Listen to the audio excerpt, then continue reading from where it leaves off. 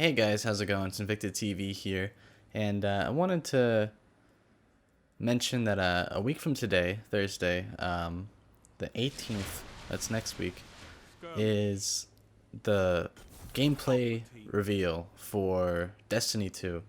And if you're watching a video on my channel, I already know you're excited, or at least interested, to see what they have in store for us for Destiny 2. Because truthfully told, if you've dug this far, you're trying to get every scrap of Destiny out there right now, and you're definitely curious about the PvP side of things. And I'm really hoping that the gameplay reveal trailer, or not trailer, gameplay reveal, shows more than just PvE, and I expect a beta release date as well to go alongside this gameplay reveal. But enough about that. Without further ado, let's get into this play-by-play. So we just, this is me matching with, I'm playing with Texas Prod and Yetzel from Inclement. We're just doing some pubs. We matched a full team. We played them on Blind Watch, and they used a lot of Mida. So here I am going to go ahead and pull out my Mida. I kind of went back and forth, wasn't sure I wanted to do so, but I ultimately said, alright, well, if you guys want a Mida, I've been playing with it all weekend. The previous weekend I played with it all weekend on Anomaly. If you guys want a Mida, I'll do it better. And I'm running like a sweat build, no bones on my Night Stalker, so you're gonna have to account for that. Now you saw right there I put in a bit of chip damage. I'm pushing up, they don't know I have shotgun on it, or they're not really reacting towards it properly, so I bait them each into their position. So that first guy, I put a bit of chip damage, make sure he doesn't regen, and then I finish up with a shotgun. It's super easy to land half health target, or kill half health targets with a shotgun, and I kept my feet planted to the ground that whole time. I want that to be clear, especially with this new stability issues with shotguns. I haven't gotten quite used to it 100%. It's basically not reliable in the air as much, so I don't want to jump up in the air. So that first play, I killed the first guy.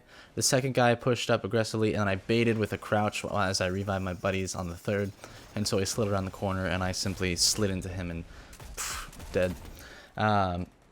Obviously right there, just, you know, waiting to get in an angle, finishing him up with Mida. My two buddies over there, they're going to go ahead and push in that normal angle. I'm going to go ahead and take this flank, see what I can do.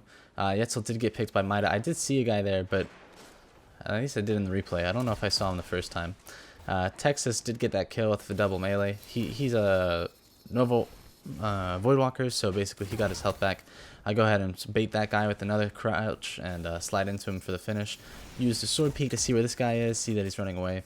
No need to push it though. He's going to take that, get around that corner, and it's better for me as a Mida to take this angle over here than it is for me to try to push that tight corner. It doesn't make any sense. There's no need to push that. Even with a hand cannon, that's a tough push. Super easy to get killed by nades, especially pushing from the way I was pushing. Now, of course, this guy's head glitching with Mida, so I don't want to over peek for too long. It would be terrible for me to try to challenge that. I'd literally be giving myself into that kill. A lot of people make that kind of mistake where they still challenge that guy right there. If I had to, I would have just walked completely around the map. I would have just not given him any thought. That's called discipline. A lot of people lack discipline in this game. A lot of people ape. A lot of people, you know, whatever you want to call it, they over push, they overplay. And they think that that's what you're supposed to do. And a lot of sweats, too, think that's what you're supposed to do. But, guys, let me tell you, when you get into a real competitive situation, if day 2, you know, gets real competitive, especially if it goes to PC platform for its competitive scene, you're not going to be able to get away with the same situations. Hopefully, Destiny 2 has much less latency and stuff like that, and without that latency helping you get first shots around corners and stuff, let me tell you, it's going to be much tougher to continue to make that ape. Learn some discipline while you can. Don't challenge when you're weak. Don't challenge head glitches like that when you don't have to. Some people might say, well, you have a big risk, big reward. Well, honestly, the reward wasn't that big. One kill, maybe a bit better positioning on the map. It's better for us to all back off as a team. Oh man, that was glorious right there. I'm not sure if he did get tethered by that in the end, or if he was just weak enough that I was able to finish him with my shotgun. But that was awesome. But yeah, so, you know, start learning some discipline if you think that you're lacking in this. Honestly, go back and, like, you know, record matches using game DVR. Both consoles feature this. You can do them on regardless of console, for entire full-length matches. I believe you can do it on Xbox. If you start a recording before the match starts, you can end it whenever the match ends for whatever length of time the video kept going. At the very least, you could do it 5-minute past broadcast, like a past. You can do 5-minute recordings on the Xbox, and I know PlayStation goes up to 15 easily, more than enough for a full match of any game mode. So take a look at your gameplays. Maybe it's, you know, something easier to spot when you're looking back at it later. You know, something you don't really notice while playing mid game. I don't know why that guy made that push. I knew he was gonna run out. If I knew he was gonna run out, he had to have known he was gonna run out. So here I am trying to shade step and do some fancy tricks, jumping in between them. I really focused on my movement more than my killing there. That needs to be very clear, especially in Destiny. It's more important to focus on staying alive in a firefight sometimes, or in a fight like that, than it is to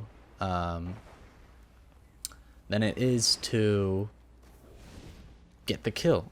And getting the kill will come along the way. This is something I learned more from Gears of War. I feel like it kind of got ingrained into me. In Gears of War 3, wall bouncing and like movement was so much part of the gameplay. By the way, these aren't sweats. This is just a public match where we're just matching, and this is a team, so you know they didn't break any sweat rules here by picking up heavy. But yes,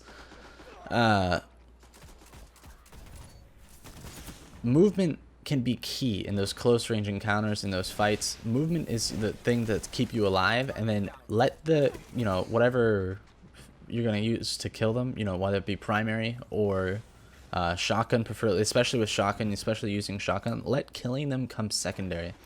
And of course it comes down to, in the moment, like which is a better prioritization, killing or, you know, movement. But when you're facing multiple people and you can move around to stay alive quite a bit longer, do so. If they're just meleeing you, obviously just go for the kill. The movement's not going to save you more than likely, especially against warlocks. But, you know, there's different ways to play it, and you need to keep in mind, and you need to start thinking how to focus each fight given the situation. Here I am. I'm getting pushed. I'm going to go ahead and at least take out this heavy ammo. But I was, there's one more guy with heavy ammo off of that tether. I know I haven't really done as much of a play-by-play on this match, and more just generic tips and getting people ready for Destiny 2, because honestly guys, when that D2 beta hits, I'm going to be playing like crazy. I mean, like 12-hour days, like minimum, and just getting as many videos as I can and start breaking down the game as soon as I can. And I know it's going to be a lot of breakdown probably for, you know, white weapons and rares and stuff like that, and weapons that we won't actually be playing endgame with, but I think there's a lot of strategy, of course, or a lot of base game knowledge to learn, even just out of a beta. There's no need for me to push this guy in that moment. But I did get some chip damage on him, so I did try to take him out with the shotgun. Obviously, if I get any amount of chip damage on him, shotgun can be very, very strong. I believe shotgun can deal about 120 points to super target. Easily, no, 140 points easily, because you can shotgun and then melee, so it has to deal at least 140 points of damage. And I saw that he was about 140 points hit points, so if I landed a perfect hit, it would have been good. Unfortunately, he was invisible, and the way his body arced as he swung his blade, I did miss a bit of my shot. Now, some things I did not point out is my teammates in this fight are playing a little too over-aggressive, maybe picking the wrong fights. I believe I end this match 18-4, and look at us, barely. We're losing right now by like 55 points. So clearly something is up right now. Obviously, my teammates, I think one of them did finally swap to a pulse rifle. I think they were using hand cannons. On this map, hand cannons aren't as preferable because of the long range angles that can happen sometimes. Look at that right there. I just go ahead and wait for him. No need to push him. No need to give him any opportunity to, you know, backstab me from the front or anything ridiculous like that. Yeah, so hand cannons aren't as preferable. They're playing long range weapons. They're trying to play those angles, and so it feels like the teammates were really funneling in a little too hard on this specific game. Oh, look at that double Nova. Definitely get some orbs off that, but I'm going to go for this kill real fast. I want to peek this a little slowly. Here we go. He's coming back. I got that chip damage in. Now I can swap to my shotgun. Chip damage before shotgunning is one of the #1 ways to win your ones. And that's in sweats especially. Like, you know, all year 1, year 2, it was always like, you know, thorn shot, whether it be body or headshot, into finish with that shotgun. Look at that sword peek, so I knew when he was sliding. That was a really aggressive push by him. But of course, I think he thought he was being funneled the other way. He was pushing, trying to get at the advantage, the initiative off that. But I could see him the whole time. Yeah. So, or like, you know, AS Luna body headshot, doesn't matter. Finish shotgun. Just putting in any amount of chip damage is so important, because it makes you able to guarantee that shotgun kill much easier from a further range, with a little bit worse accuracy.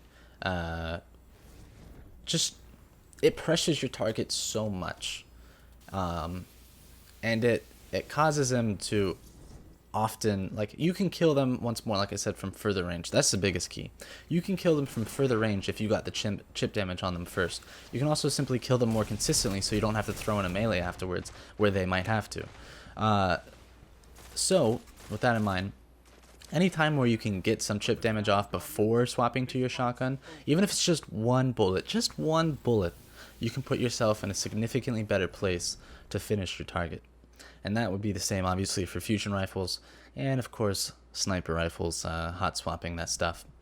So that's the game, guys. It wasn't as much about a play-by-play as much as just finding generic tips to go along the way. Some tips that I haven't really thrown out there as much.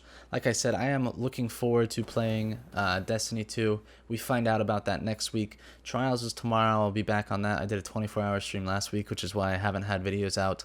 I was a little bit too out of it. I played too many hours, and I didn't have what's it called? I didn't have the drive to make a video as I was catching up on rest.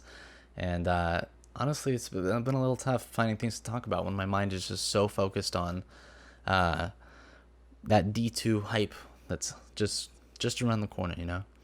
But otherwise, guys, this has been Invicted TV, and I'm out. Bye. If you guys are looking to support my work, please head over to patreon.com/InvictedTV. You can subscribe for $5 to participate in a monthly giveaway of $50 or more, as well as earn double the chance on Trials of Osiris raffles over on my Twitch. Every little bit helps, and I appreciate the support.